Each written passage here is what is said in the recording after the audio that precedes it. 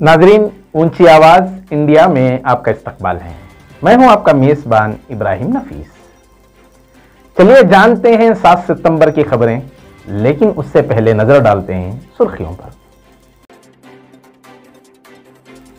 वजारत हज व उमरा की जानिब से उमरा ज़ायरीन के लिए नई हिदायत जारी। शाह सलमान के नाम चीनी सदर का मकतूब, दोनों ममालिक के दरमियान ताल्लुकात की मजबूती का हवाला।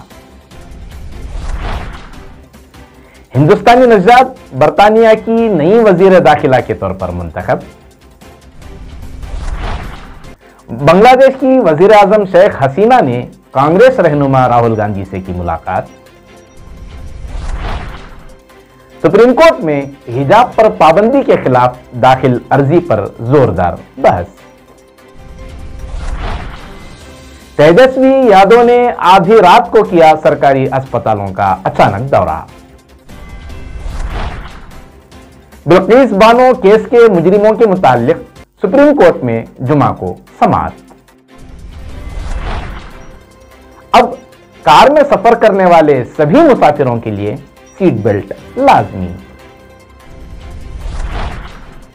राजा सिंह के खिलाफ पीडी एक्ट मामले की समाअत 4 हफ्तों तक मुलतवी। चलिए जानते हैं तफसीली खबरें। वजारत हज उमरा की जानिब से अक्सर उमरा ज़ायरीन के लिए नई हिदायत जारी होते हैं। इस बार सऊदी हुकूमत ने उमरा ज़ायरीन के लिए एतमरना ऐप के जरिए वजाहत जारी करके बताया है कि 4 घंटे कबल की गई बुकिंग में तब्दीली की सूरत में पहली बुकिंग मनसूख करनी होगी और फिर पहले परमिट की मुद्दत खत्म होने के बाद नया परमिट जारी कराना होगा। वजारत का कहना है कि इन दिनों उमरा वीज़े बड़ी तादाद में जारी किए जा रहे हैं। इस हवाले से ज़ायरीन को सहूलतें दी जा रही हैं। पहले वीज़ा की जो मियाद होती थी वो 1 माह होती थी, जिसे अब बढ़ाकर 3 माह कर दिया गया है। वजारत ने कहा है कि उमरा ज़ायरीन मुकर्ररा वक्त से कम 6 घंटे पहले सऊदी अरब पहुँच जाएँ। अगर परवाज़ में 6 घंटे की ताख़ीर हो जाए तो ऐसी सूरत में उम्रे की बुकिंग ऑटोमेटिक ख़त्म हो जाएगी। वजारत ने मज़ीद कहा कि अगर उम्रा परमिट जारी होने के बाद उम्रा ज़ायरीन अंदरून ममलिकत मक्का मुकर्रमा न पहुंच सके तो ऐसी सूरत में उम्रा परमिट का वक्त ख़त्म होते ही नई बुकिंग की इजाज़त हो जाएगी। चीनी सफीर शाह सलमान के नाम चीनी सदर का मकतूब हवाले किया गया, जिसमें दोनों ममालिक के दरमियान ताल्लुकात की मजबूती के हवाले से तहरीरी पैगाम शामिल है। सऊदी नायब वजीर खारजा वलीदुल जरीही ने रियाद में चीन के सफीर चिन वैंकिंग से मुलाकात के दौरान दोनों ममालिक के दरमियान मुख्तलिफ शोबों में ताल्लुकात को फ़रोग़ देने के तरीक़ों के साथ साथ मुश्तरका अहमियत के उमूर पर तबादला ख्याल किया। पैगाम में रियाद की मेज़बानी में एक्सपो 2030 के लिए सऊदी अरब की दरख्वास्त पर चीन की हिमायत की भी इत्तला दी गई है।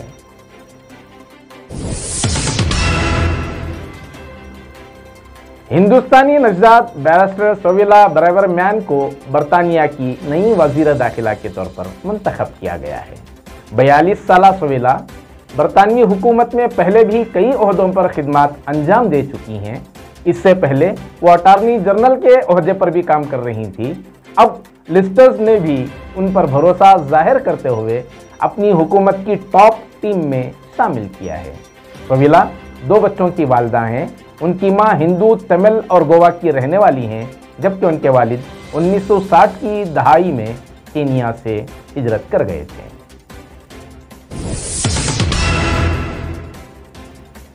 पाकिस्तान में बदतरीन सैलाब में लाखों अफराद बेघर और हजारों अफराद मौत की आगोश में जा चुके हैं। पाकिस्तान का 1/3 हिस्सा ज़ेर-ए-आब है और आम जिंदगी ठप है। सैलाब का दौर अब भी जारी है, लेकिन उसके बाद क्या होगा यह बहुत बड़ा मसला है, क्योंकि सैलाब के ख़त्म होने के बाद वबाई अमराज फैलने का खतरा है। सैलाबज़दा पाकिस्तान में मुल्क के 4,500 साल पुराने आसार कदीमा को भी खतरे से दोचार कर दिया है। मोहनजोदारो के खंडरात दरियाए सिंध के करीब जुनूबी शोबा सिंध में वाक़े आसार क़दीमा को जुनूबी एशिया की बेहतरीन महफूज शहरी बस्तियों में शुमार किया जाता है। उन आसार क़दीमा को 1922 में दरियाफ्त किया गया था, जिसे खतरा लाहिक है। बांग्लादेश की वज़ीर आज़म शेख हसीना ने नई दिल्ली में कांग्रेस रहनुमा राहुल गांधी से मुलाकात की। मुलाकात के बाद राहुल गांधी ने कहा कि भारत और बांग्लादेश के दरमियान फितरी इत्तेहाद है और ये ज़रूरी है कि दोनों ममालिक इस बंधन को मजबूत बनाने के लिए काम करें। वाज़ेह रहे कि बांग्लादेश की वज़ीर आज़म शेख हसीना भारत के 4 रोज़ा दौरे पर हैं। इस दौरान वो भारत और बांग्लादेश के दरमियान कई मुआहिदों पर दस्तखत करने का इम्कान है। इन मुआहिदों में MOU में पानी के इंतज़ाम, दिफा, रेलवे, साइंस, टेक्नोलॉजी और इत्तलात व नशरियात शामिल होंगे।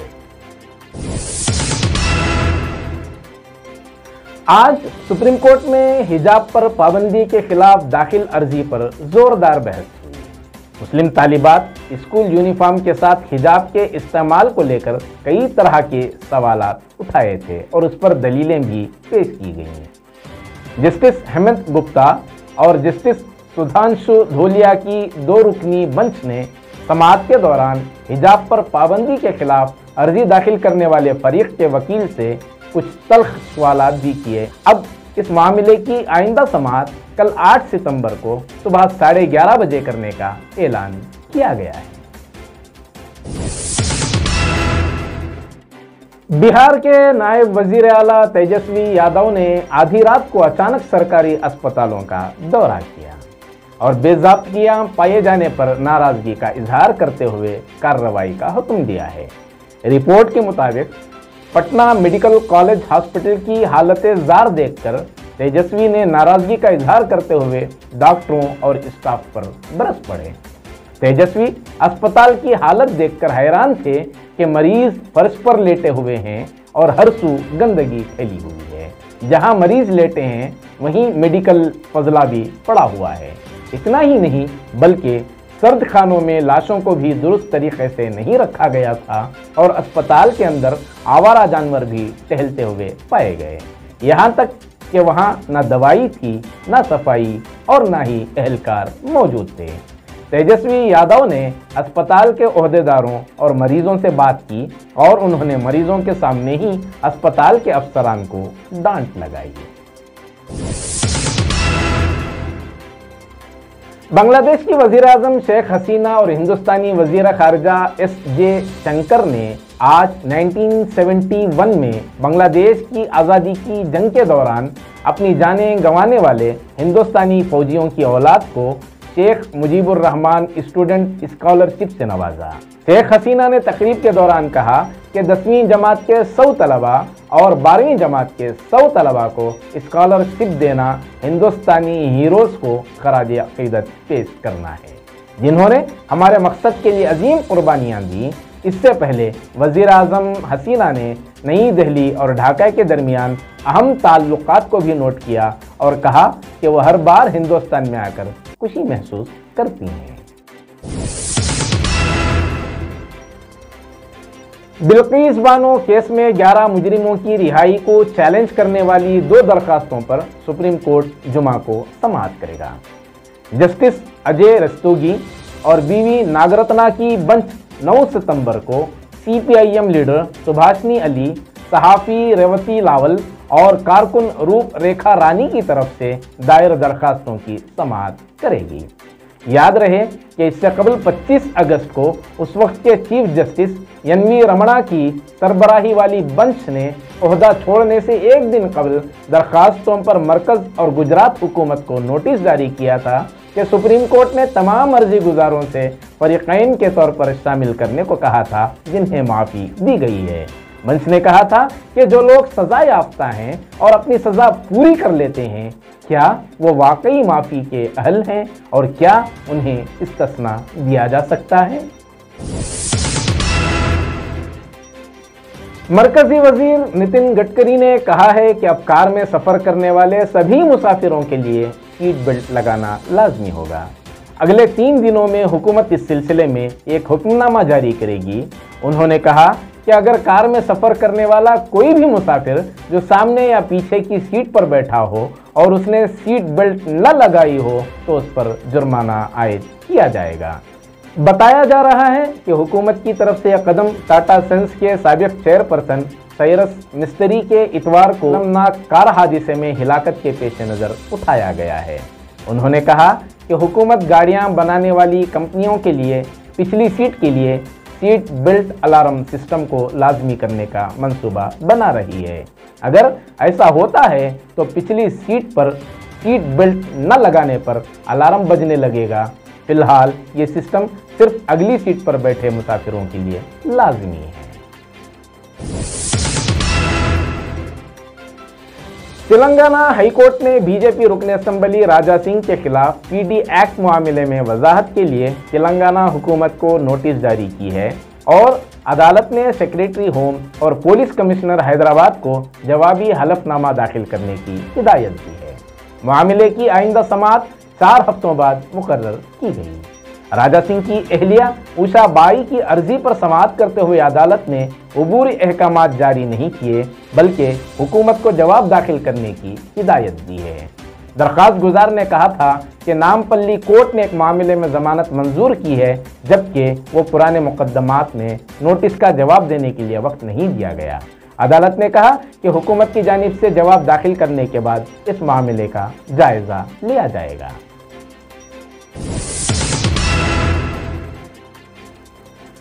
आज कांग्रेस के साबिक सदर राहुल गांधी ने बाज़ाब्ता भारत जोड़ो यात्रा का आगाज किया जो तमिलनाडु के कन्याकुमारी से जम्मू कश्मीर तक 3,570 किलोमीटर का फासला तय करेगी।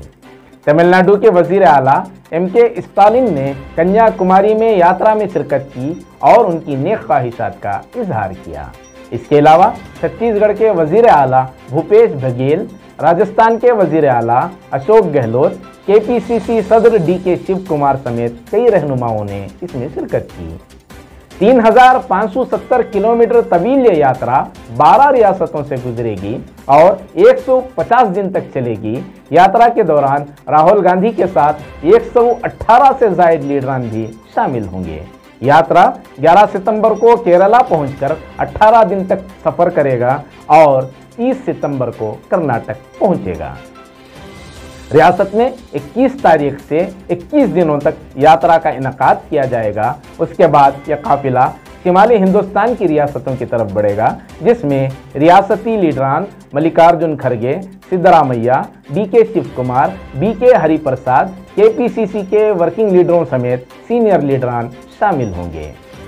तमिलनाडु के कन्याकुमारी से शुरू होने वाली ये यात्रा तिरुवनंतपुरम, कोच्चि, नीलंबूर, मैसूर, बेल्लारी, रायचूर, नांदेड़, इंदौर, कोटा, अलवर, बुलंदशहर, दिल्ली, अंबाला, पठानकोट से होती हुई जम्मू के श्रीनगर में इख्तिताम पजीर होगी।